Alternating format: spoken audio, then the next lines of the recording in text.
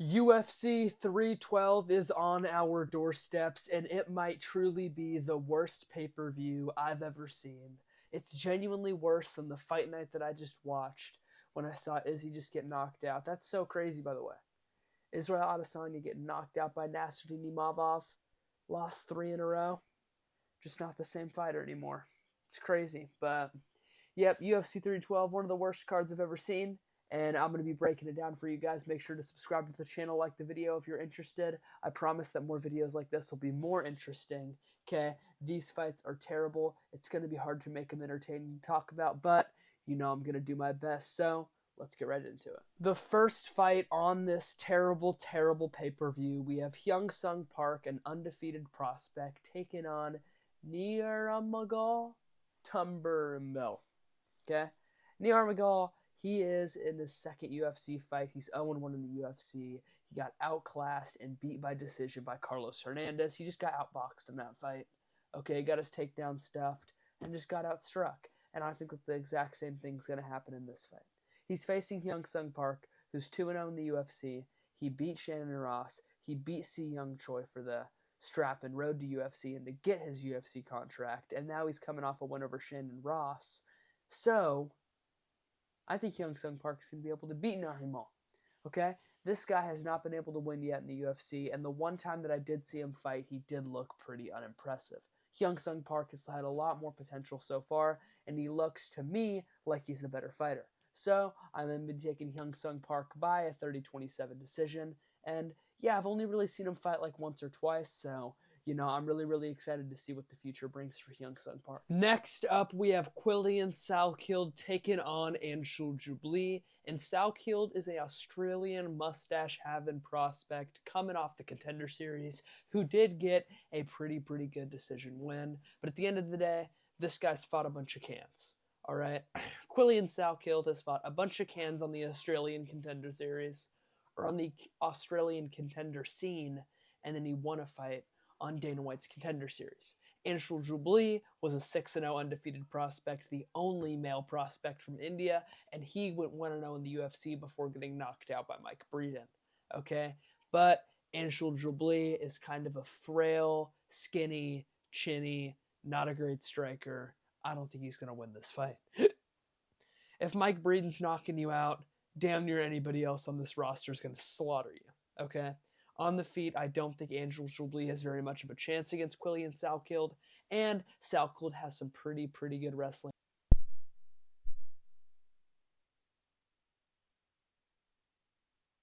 And next up, we have Jonathan McKellar taking on Kevin Jousset, and I think this is a very easy pick, okay?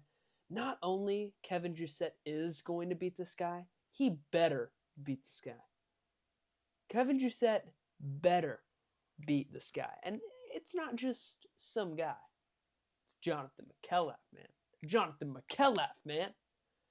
That guy, dude, coming off the Contender Series, he did look very good on the Contender Series. I will give him that. He looked great. But a nice little crispy submission win on the Contender Series is not going to get you a dub over a guy like Kevin Jousset.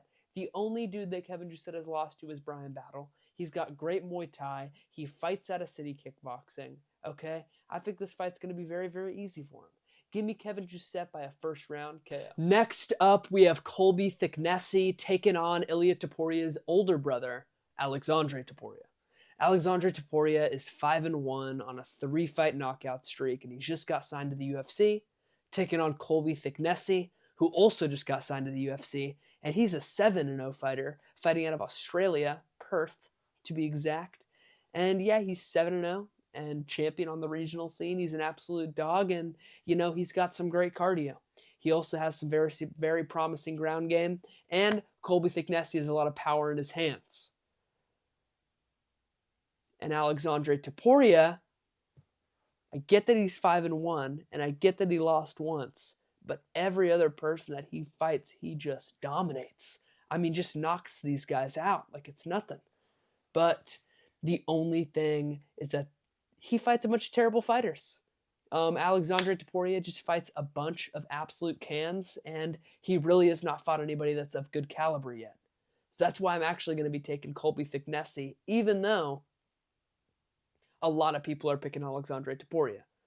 And I'm picking Colby Thicknessi just for the fact that Alexandre Topuria, at least in my opinion, is only being brought on here due to the hype of him being Ilia Topuria's younger brother.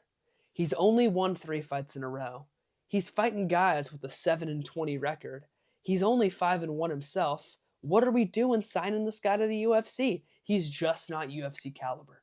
So with that, give me Colby Thicknessi by a 29-28 decision. Moving on, we have the prospect Wang Kong taking on Bruna Brazil. All right, both these girls are some WMMA fighters with some real hype behind them. That's a shock. All right, Bruna Brazil has some serious hype behind her from being a mid fighter. All right, this girl's kind of not very good. All right, Bruna Brazil is not very good. But you know who else is not very good? Is Wang Kong. All right, Wang Kong is not good. And anybody will out-grapple Wang Kong. Wang Kong was like a -1,000 favorite in her last fight, and she got choked out way too easily. Way too easily. And now she's fighting Bruna Brazil. Bruna Brazil, I just rewatched her fight with Molly McCain. Super, super weird. Bruna Brazil literally went from like not even a ranked WMMA fighter to she just schooled Molly McCain. Schooled her, right? Usually if Molly McCain loses, especially if it's dominantly, it's always on the ground. She'll always lose on the ground. That's usually where she loses at. She just got pieced apart and then just TKO'd by Bruna Brazil. I mean, I think Bruna Brazil is going to knock out Wang Kong.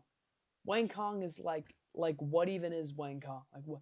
She got 1 KO, got a bunch of hype for some reason, got smoked, and now is a -500 favorite against a fighter that I think that she's going to lose to. So give me Bruna Brazil by unanimous decision. This lady's a killer, and the fighting nerds are the real deal. Moving on, we have Vyacheslav Borshev taking on Tom Nolan, and this fight is going to be absolutely amazing. All right, this is a hardcore fan's dream. This is a striker's delight. Vyacheslav Borshev and Tom Nolan are some absolutely great strikers in this lightweight division. All right, Tom Nolan is a 6'3" lightweight, an absolutely huge lightweight. He has a real tough weight cut, and Tom Nolan is at the very least slightly chinny. And Vyacheslav Borshev, I'm telling you, I know he hasn't been knocked out yet in his MMA career, but he hits a real shaky dance whenever he gets hit clean. Vyacheslav Borshev has got hit clean plenty of times in his UFC career. He's lost plenty of times in his UFC career. I just rewatched his fight with whoever his last fight was, James Lontop. I rewatched his fight with James Lontop. He won, but it was not, dude, it was close, dude. James Lontop is terrible. How are you losing to James Lontop? Or like almost losing to James Lontop? Get out of here, dude. Tom Nolan is going to beat this guy. He's going to knock him out, and it's going to be in round 1. Give me Tom Nolan by a first round KO. Next up, we have Jack Jenkins taking on Gabriel Santos. And I know Gabriel Santos is 1-2 in the UFC, but he has sneakily fought some very good competition. His first UFC fight was Lerone Murphy, and he barely lost to him. And then he fought Didi Onama and lost, but Didi Onama is a good fighter. Didi Onama is a very good fighter. And he's coming off a win, too, against complete random from Road to UFC, and now we are with this matchup. All right, Jack Jenkins is coming off of a win over Herbert Burns, who shouldn't even count as a fight. All right, that guy is terrible. He just got cut. He's on a 5-fight knockout losing streak. Terrible. It's just, I mean, it's just terrible, all right? I get it. Jack Jenkins lost to Sheppy Mariscal, but he lost because his arm broke, which you can't really control that one. And Sheppy Mariscal is a great fighter, okay? I know that he hasn't fought that much in the UFC. I know that Jack Jenkins doesn't have that much experience, and I know that his best win is Herbert Burns. But I'm still taking Jack Jenkins to go out there and beat up Gabriel Santos, because I did rewatch some of Gabriel Santos' last fights, and I did happen to see that he does not have that much power on the feet, and one that does is Jack Jenkins. Jack Jenkins is willing to swing and throw with almost anybody in the UFC, and Gabriel Santos, kind of chinny, man, too, man. Kind of chinny, not that much power. Give me Jack Jenkins by KO. Next up, we got Jake Matthews. We got Francisco Prado. I can't even believe this is on a pay-per-view card. But we got Jake Matthews and we got Francisco Prado. Francisco Prado, all right? One of the best chins I've seen, one of the best fight styles I've seen. This guy gets into some serious wars day in and day out, all right? His last fight with Daniel Zellhuber at the Sphere was one of the best fights of the whole year, okay? And I do think that he should have won that fight. And then we got Jake Matthews, who he is going to be fighting, who's coming off of a win over Phil Rowe, a boring decision. And before that, he lost to the undefeated Michael Morales. So I don't really know how to feel about Jake Matthews. He's a grizzled vet. He's got a lot of fights. He's got a lot of wins, and he's got almost as many losses. But I am, in the end, going to go with Francisco Prado just due to his good chin and his amazing fight style. Give me Francisco Prado in an absolute war by a 29-28 split decision. Next up, we have Jimmy Crute taking on Rodolfo Bellato, and I think that this is a terrible fight for Jimmy Crute. All right? Jimmy Crute is coming back after over a 2-year-long layoff, and now he's got to fight Rodolfo Bellato. He's 1-0 in the UFC. He KO'd Ihor Potieria, which I understand. Being 1-0 with 1 KO in the UFC is good. But Ihor Potieria is one of the most awful fighters I've ever seen on the UFC roster. I'm pretty sure he's 0-7 in the UFC. And he's still getting these fights. I mean, I don't even know. I don't even know how people like him are still getting fights. But, yep, he's 1-0 in the UFC. He got to knock it on the Contender Series. He's a striker. He's going to keep this on the feet with Jimmy Crute for sure. Or at least he's going to try. And, you know, Jimmy Crute, 2-year-long layoff, already chinny, 4-fight losing streak. He's getting older, you know. I mean, it's scary. It's a scary matchup for Jimmy Crute. I think he's going to get knocked out. So I'm going to take Rodolfo Bellato by a first-round KO. Now our feature fight, our last fight before any title fights. Can't even believe that this is our feature fight on the main card. We have Justin Tafa taking on Taliesin Teixeira. And at first, when I saw this matchup get made, I immediately thought, oh, Justin Tafa. He's going to sleep this random-ass guy from this Contender Series.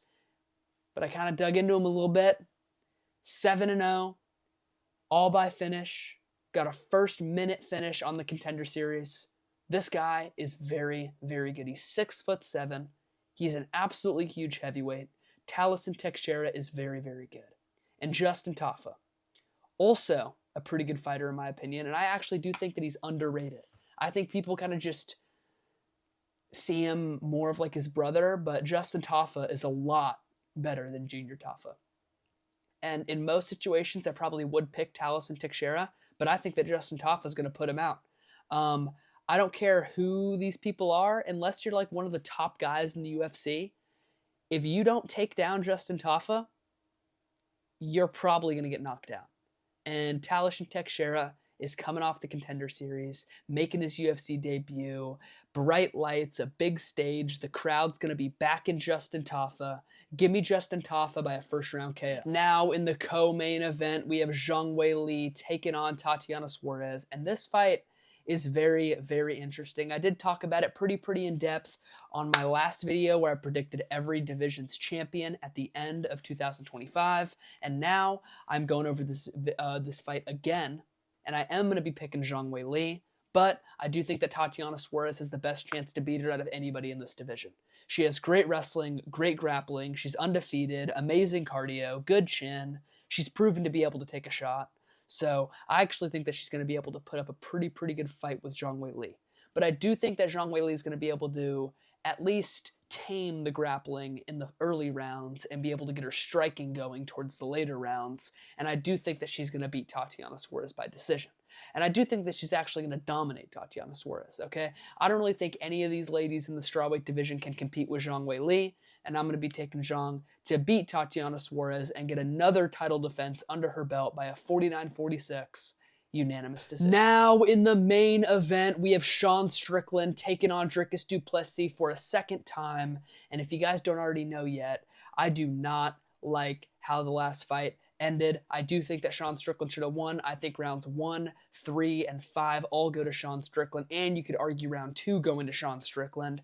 I hated that decision, but that does not matter anymore.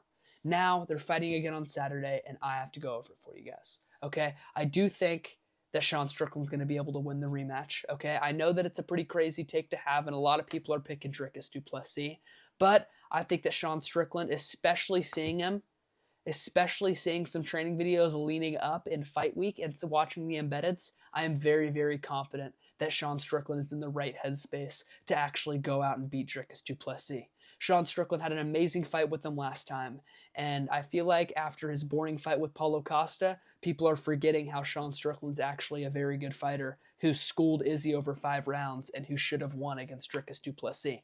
People forget that Sean Strickland should be the champ right now because we're focused on other people like Nasruddin Imavov, who's knocking out Izzy, and Khamzat Chimaev, who's choking out Robert Whittaker in round 1. But all Sean Strickland's doing is beating Paulo Costa by some lazy decision, and he's only fighting like once a year. But the thing that people don't understand is he absolutely dominated Paulo Costa. And that fight was absolutely on Paulo Costa that it was boring. He was running away from Sean Strickland the whole time, and he did not want to engage with absolutely anything. He did not want anything to do with Sean Strickland on the feet. It was terrible. Okay? But it's a new fight. They're running it back. And I don't really have much to say about either of these guys' fight styles. I think that it's going to be another amazing war. But I am going to be picking Sean Strickland to get his belt back and beat Dricus by a split decision. Who's with me?